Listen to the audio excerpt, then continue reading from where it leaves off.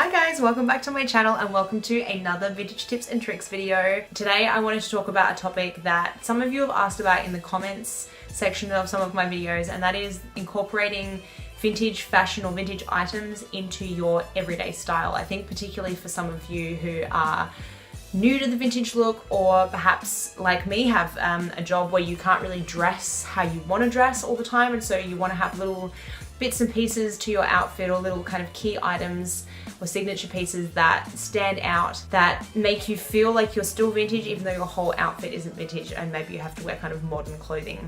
And I think the main thing to remember is, like, you don't have to be 100% authentic. I mean, it's hard to be 100% authentic anyway, because it's hard to get hold of certain items and to get an entire outfit that is authentically, 1940s or 1930s or 1960s is quite difficult. Then to spend the time doing your hair and makeup and everything can be a little bit tricky, or you might not be great at, the makeup and hair from one particular era, but you have the clothing from that era. And I think the thing is that we have the benefit of retrospect, so we're looking back on a whole bunch of eras and we can pick and choose from them. And I think provided you feel comfortable and beautiful, and like your style and your personality and sense of self is, and your individualism is represented, then I don't think it matters. Don't worry too much about what other people think. I think that vintage style is very much about paying homage to your favorite eras, to the eras that mean something to you, whether it's watching vintage movies or that you've been given hand-me-downs from your grandmother or whatever it is. You'll probably see anyway that when you look at a lot of the well-known Instagrammers and YouTubers that wear reproduction and vintage clothing or do the pin-up look, they're not authentic anyway. A lot of them mix and match 1940s hair with 1960s makeup with a 1950s outfit, or the individual items of their outfits will be mixed and matched along with modern items and vintage items. And I think that's great. I think it's really creative. It allows everyone to have their own sense of style, which I really like. And I definitely do that myself. I mean, today I've got essentially like a 60s eye and kind of a bit of a modern interpretation of that anyway, because I was practicing blending with some new eyeshadow that I got.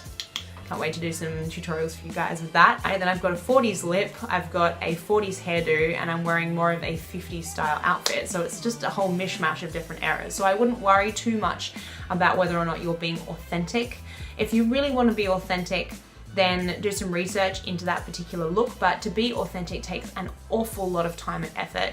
And I don't know, I don't really see the point of being truly authentic. I get that you might want authentic items, you might want authentic clothing, you might want to have authentic processes for doing your hair or your makeup. But I mean, the reality is we can't get authentic makeup, so you're having to do vintage style makeup with modern products. The closest you could get is probably Besame Cosmetics, who use a very authentic method and materials.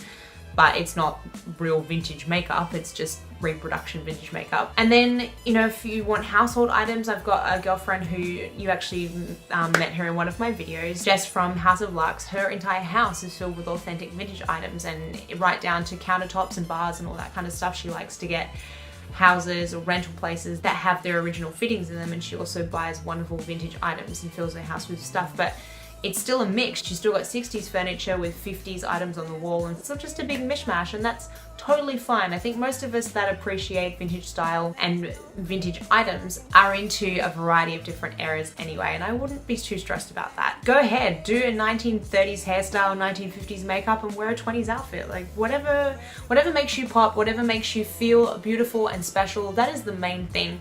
For me, and I put this in a post recently on Instagram, it is about representing myself creatively and having a sense of individualism. How I dress is really important to me, which is why this topic is really interesting to me, because I really feel like I'm not myself when I can't express myself through the way that I do my hair and my makeup and my clothing, because I feel like that really gives people that first impression of my personality, so they can get an idea of who I am based on the way that I look. And I know that they say don't judge a book by its cover, and I hope that people don't just look at me and think one particular thing. Maybe they do, but that's not the point. The point is that I like to creatively express myself in the way that I dress.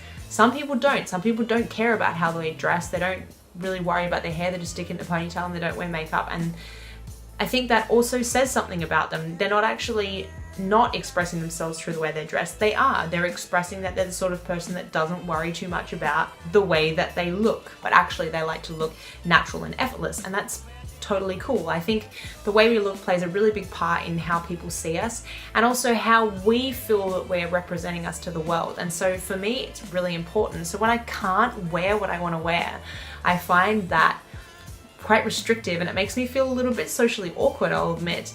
So if I can incorporate some vintage elements somehow, it makes me feel a little bit more like myself. Even if it's just that I put my hair in a ponytail but I have like a little S-wave quiff at the front, or I wear red lipstick, or I've got my nails shaped in an almond shape and painted red. Whatever it is, I find those things really help me feel like myself and like I'm somehow expressing my personality. For example, I often try to wear Reproduction clothing. In fact, today, everything except my shoes, but my shoes aren't authentically, I did thrift them, but they're not authentically vintage. But everything I'm wearing basically is Reproduction.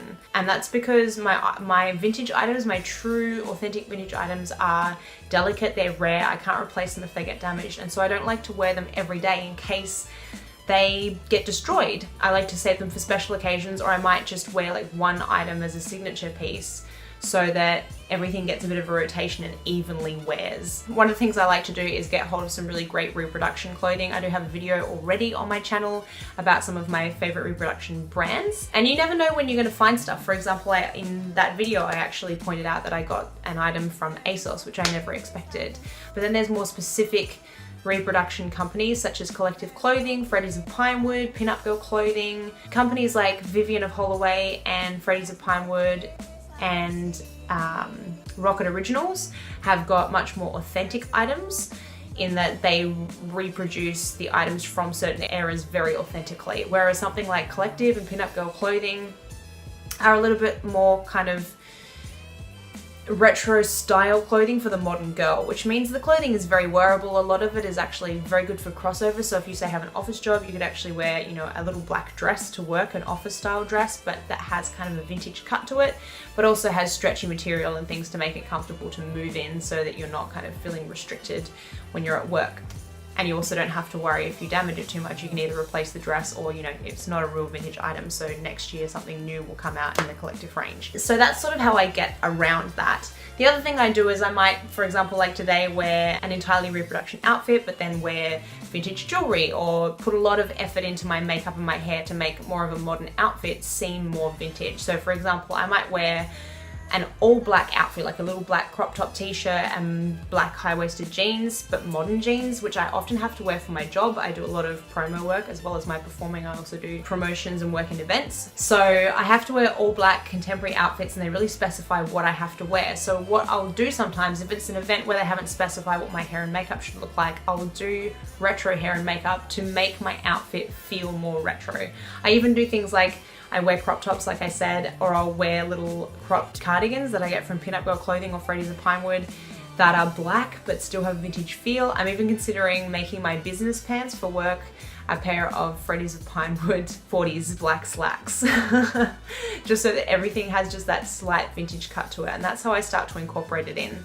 The other thing you can do is wear modern clothing, such as like tighter fitting t-shirts, little 3/4 tops, or, you know, boat neck tops or off the shoulder tops, and then wear retro underwear underneath so you get kind of the vintage silhouette. So if you're gonna wear high-waisted black skinny jeans and a little crop t-shirt off the shoulder top, and then you wear, say, a what Katie did bra underneath, or if you can find yourself an authentic bullet bra off of Etsy, then you're gonna have a silhouette and you'll feel a bit more vintage, but you're wearing a modern outfit on the outside. So these are some little tips and tricks that I use to incorporate a vintage kind of flavor into modern outfits. I used to be a bit of a kind of vintage snob, and that I used to say that I was going out incognito when I had to wear modern clothes for work, but since living in France, I kind of had to wear modern clothing because all of my vintage was in Australia. I expected I would be able to come to France and go vintage shopping and pick up some items and maybe find some Reproduction stores, and it just didn't happen that way. Vintage style is not a big thing in France, and so I wasn't as readily able to do that as I was hoping, so I ended up buying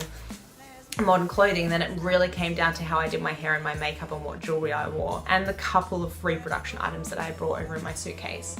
So I find doing things like wearing little black ballet flats, or if you can find modern style shoes that have a vintage kind of flavor to them, or a 60s or 50s feel. At the moment I'm wearing a little set of They look like mini loafers. They've got a little tassel on the top of them and they come a little higher up the front of my foot, but they're just basically a little black ballet flat, and I got those from Primark's. Otherwise, like when I was in Australia, I would just buy $4 black ballet flats from Kmart on a regular rotation. They actually have quite a lot that would pass as 40s or 50s, sorry, as 50s or 60s flats quite easily.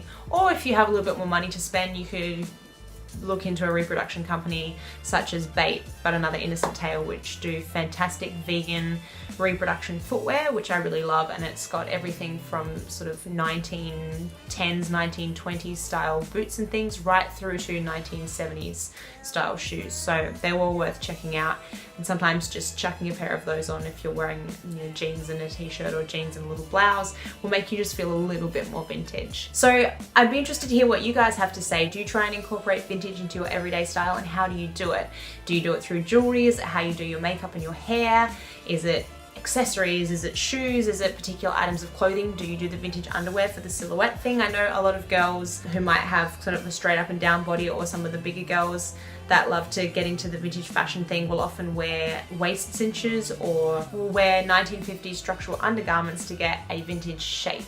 Is that your secret? What do you do? I quite like to wear bullet bras and things underneath modern tops. Today I'm actually just wearing normal French lingerie actually, but I like authentic. I think companies like what Katie did do a great job, but for me the shape just isn't quite right with those.